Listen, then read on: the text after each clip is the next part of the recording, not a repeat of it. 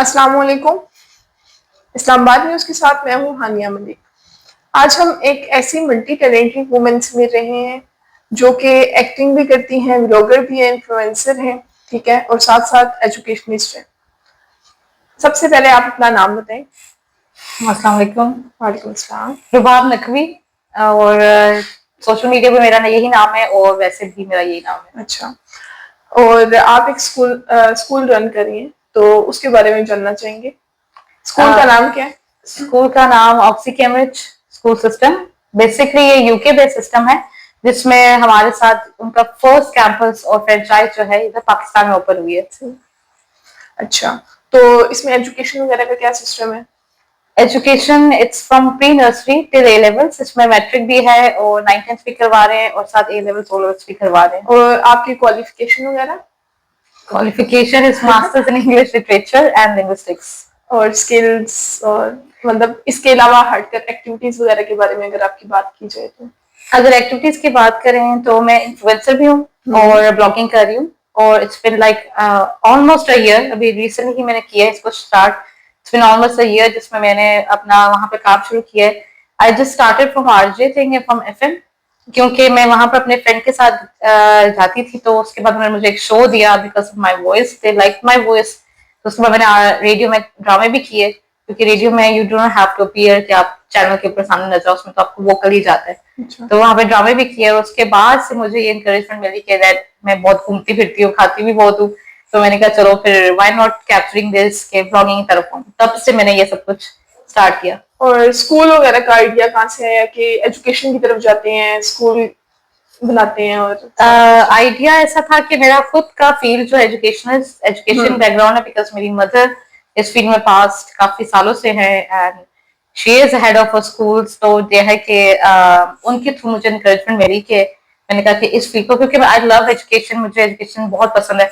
मुझे अच्छा लगता है बच्चों के साथ इंटरेक्ट करना और न्यू टेक्नोलॉजीज के साथ अपने आप को अपडेट रखना। तो वहां से मैंने ये आइडिया लेके, जब इतने साल से मैं स्किल बेस्ड टीचर हूँ and I have so many of the experiences over here, तो व्हाई नॉट कि मैं बेसिकली अपना भी एक फर्म बनाऊं। तो जब मुझे ये अपॉर्चुनिटी मिली, जब UK company is gonna be collaborating with us, तो आई जस्ट थॉट कि why not having such kind of collaboration in Pakistan as well.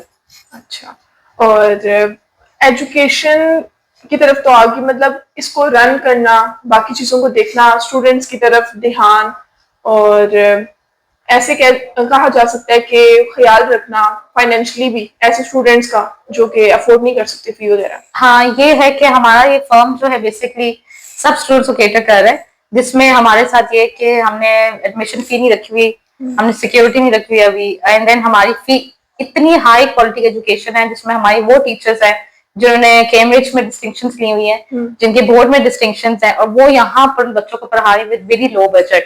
हमने फी बहुत कम रखी है और वो फैसिलिटीज दी हुई है जो बड़े स्कूलों में होती है, जैसे air condition classes, activity based learning है यहाँ पर। उसके बाद आपके computer fully equipped science lab, तो बाकी लैब्स है। अच्छा, और एक्टिविटीज हैं जैसे स्पोर्ट्स वगैरह हो गया? हाँ, वो भी हम लोग करवाते हैं। We have like indoor and outdoor both activities, तो हम लोग वो दोनों करवाते हैं बच्चों को। तो इसके अलावा फंड्स वगैरह नहीं होते इसके एक्टिविटीज वगैरह के, जिस तरह कहा जाता है कि इन एक्टिविटीज के लिए अलग से फंड्स हैं? नहीं नहीं, हम ये अलग से फंड्स नहीं देते।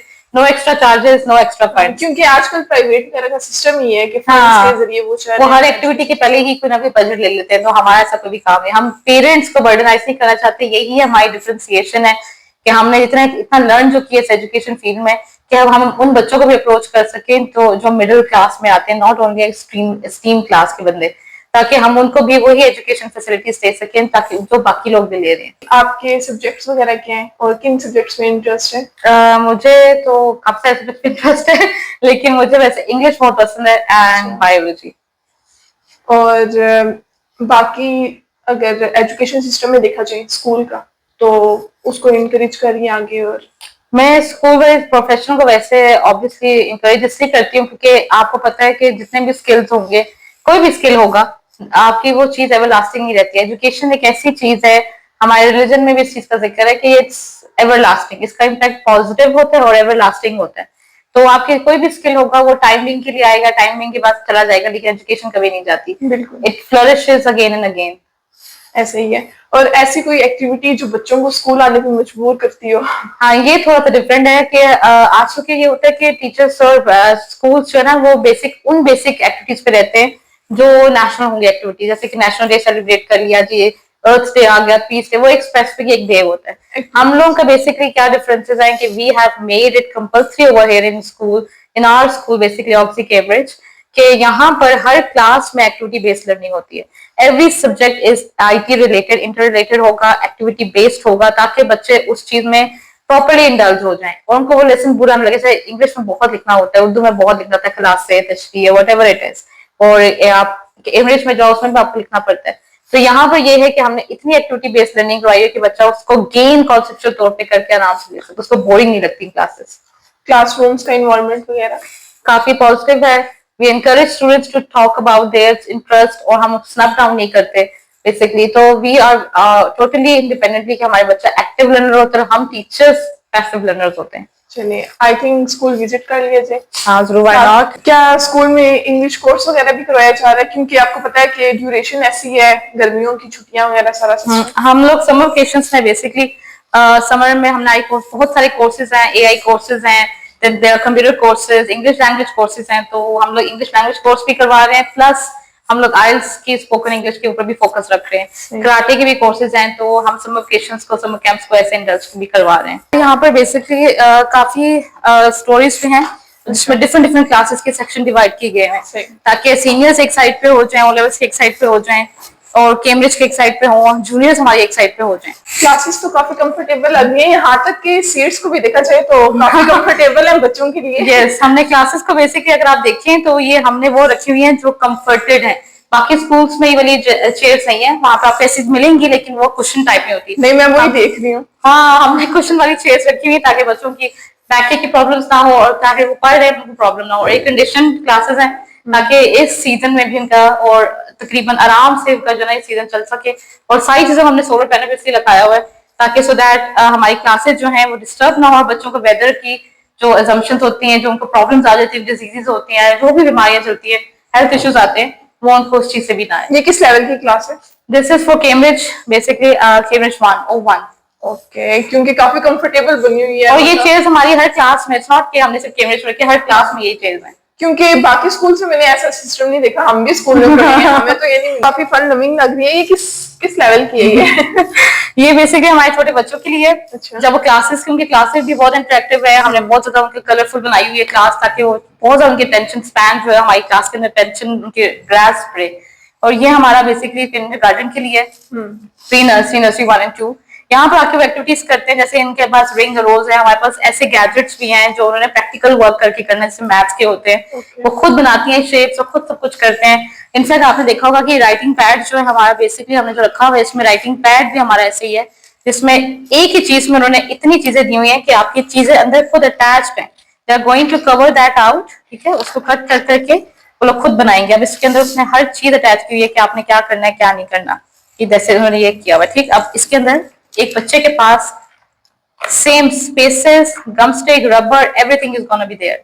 तो एक छोटे बच्चे को आपको ना ही उसके पास कोई प्रॉब्लम बनती है कि वो सीजर्स वगैरह यूज ना करे, ठीक है, कि उसको लग ना जाए, और ना ही उसके पास ये आर्ट एंड क्राफ्ट का हमारा बेसिकली आर्ट एंड क्राफ्ट के हमने ऐसे रखी हुई है। माइंड भी शार्प होता है। हाँ, तो अब जब वो आते हैं तो वो कुछ हमारे हाउस के अंदर चले जाएंगे, कुछ यहाँ पर प्ले करेंगे ब्लॉक्स के थ्रू, किचन सेट है देयर, हर चीज रीडिंग के लिए हमने हर छोटे कॉर्नर्स रखे हुए हैं, हर एक सेक्शन में छोटा कॉर्नर है रीडिंग का, ताकि उन लोगों को लिए रीडिंग बहुत अच्छी हो और वो एंजॉय करें यहाँ पे बैठ के आराम से। एसी वगैरह लगा होता है तो लगे और आराम से बैठ के एंजॉय करते हैं। हमने साइंस लैब्स रखी हुई है बच्चों के लिए भी, और साथ कंप्यूटर लैब्स भी हैं। हमारे सीनियर स्टूडेंट्स जो है ना ऊपर आते हैं और आके यहाँ पर सुकून से जो है ना अपने प्रैक्टिकल्स परफॉर्म कर सकते हैं। अच्छा, ये कैसे कंप्यूटर्स है? सीपीयू है ही नहीं इनके साथ? सीपीयू इनके अंदर खुद इंसर्टेड होते हैं, they are the most advanced ones, जिनके अंदर आपका सब कुछ इंसर्ट होता है। और हमें किसी चीज की 3-in-1 होते हैं, इसमें हमें कोई जरूरत नहीं पड़ती कि हम सीपीयू लेदर रखें और इतनी हैवी जो है कंप्यूटर लैब्स को बना दें। It is air conditioning lab, ठीक है, और इसके थ्रू हम बच्चों को कोर्सेज भी करवा रहे हैं। आईएलटीएस के जो स्पीकिंग और लिसनिंग कोर्सेज होते हैं, प्लस कंप्यूटर कोर्सेज हैं, एंड एआई जनरेटेड जो टास्क होते हैं वो भी हम इनमें करवाते हैं। बच्चे बड़े आराम से एयर कंडीशन क्लासेस में बैठते हैं, and they are going to perform their activities over here and do the activities over here. और ना ही हमें कोई बर्डन होता है कि हमने सीपीयू को देखना हो, गर्म ना हो जाए या खराब ना हो जाए, ऐसा कुछ भी नहीं होता है इसमें। बच्चों के लिए बेसिकली हमने टेबल टेनिस भी रखा हुआ है बॉयज के लिए, ठीक है, और ये इंडोर एक्टिविटी है क्योंकि बाहर बहुत ज्यादा गर्मी है, तो वी एक्सपेक्ट कि बच्चे यहाँ पे इंडोर एक्टिविटीज करें। देयर स्ट्रेस ओवर देयर, हमने जो है सीक्वेंस गेम्स रखी हुई हैं, हमने स्क्रैबल गेम रखी है ताकि उनकी वोकैबुलरी भी इंक्रीज हो जाए and they are going to enjoy that thing. तो स्क्रैबल बहुत अच्छी गेम है, टू बी ऑनेस्ट, हम लोग क्लासेस के अंदर भी करवाते हैं। इन्फ्लुएंसिंग और बाकी चीजें जो आप रन कर रही हैं, देख रही हैं चीजें? इन्फ्लुएंसिंग साथ साथ चल रहा है, ब्लॉगिंग में साथ साथ करती हूँ, it's on daily basis, it depends के कहाँ पर पीआर आ गए हैं, देन कहाँ पर प्रोडक्ट्स का रिव्यू करना है, it's all totally on, like समझ लें डेली होता है ये सब चीजें। तो ये मुश्किल नहीं हो जाता? बहुत मुश्किल होता है, sometimes I get tired, but I think workaholic person जो है उसकी यही एट्रीब्यूट्स होती हैं कि वो हर वक्त काम में इंडल्ज रहता है। एंड आई थिंक आपको हर फील्ड में ही आपको लाइक इतने ज्यादा आपको पॉजिटिवली अपने इंडल्ज करना चाहिए कि वो आप लर्निंग कर सको। हैंड्स ऑन एक्टिविटीज कहते हैं उसको, कि हर चीज में आप पार्टिसिपेट रखे हो। और लड़कियां हैं व्लॉगिंग की तरफ आ रही हैं या इस तरह कंटेंट क्रिएटिंग या जो भी, आपके ख्याल में कंपटीशन का सामना करना पड़ा है? नहीं, टू बी ऑनेस्ट इस फील्ड में अगर मैं आपको बताऊं तो काफी you are going to see negative vibes कुछ लोगों की तरफ से आती हैं, देयर इज जेलसी, और मैं समझती हूँ कि जेलसी मोस्टली लड़कियों की तरफ से, लड़के नहीं करते।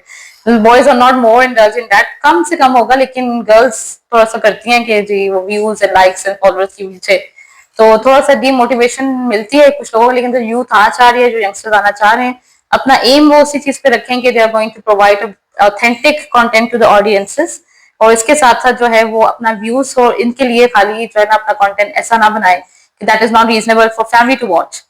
तो आई प्रेफर कि अच्छा कंटेंट बनाए जिससे रेस्टोरेंट्स की भी वाइब अच्छी जाए, उनको भी रीच अच्छी जाए, एंड देन आपका भी प्रोफाइल अच्छी लगे कि if you are going to open it in front of anybody तो it's gonna be like valuable, कि इसका कंटेंट बहुत अच्छा है। हमारे बहुत सारे ऐसे इन्फ्लुएंसर्स हैं जिन्होंने काफी अच्छा नाम बनाया है, there is Umair, there is Iman, बहुत उनको अप्रिसिएशन मिली है पाकिस्तान गवर्नमेंट की तरफ से भी। तो वी शुड ऑलवेज लाइक सी कि वो उन्होंने कंटेंट किस तरह बनाया है। और बहुत सारी लेडीज वुमेन के लिए आप एक तरह का कॉन्फिडेंस है, आपको देख के कॉन्फिडेंस इंक्रीज होगा। और तो कोई ऐसा मैसेज जो आप मदर्स को देना चाहें, यूथ को देना चाहें? यूथ को मैं यही कहूंगी बेसिकली, आने वाली जनरेशन को, कि just indulge yourself in positive vibes, optimistic attitude रखें, अपने काम पे फोकस रखें, and stop like looking towards लोग क्या कहेंगे, कैसे कहेंगे, क्या नहीं कहेंगे, just focus on your AIIMS. And अगर आपके पास इतने सारे स्किल्स हैं तो उनको फ्लरिश करें, पॉलिश करें, और उन्हीं को इंडल्ज करके अपने आप को यूजेज करके आगे प्रॉस्पर करें। डोंट गेट कि हमारे साथ ये क्या हो रहा है, इंटरफेरेंस सब चीजों की छोड़ दें। आपका इंस्टाग्राम पेज, यूट्यूब चैनल वगैरह? यूट्यूब चैनल तो काफी अच्छे से छोड़ा हुआ है, like it's I am not working on it, I was working but not now. Instagram is like Rubab Naqvi, और मेरे सब लाइक टिकटॉक, फेसबुक सब में यही नाम है, रुबाब नकवी।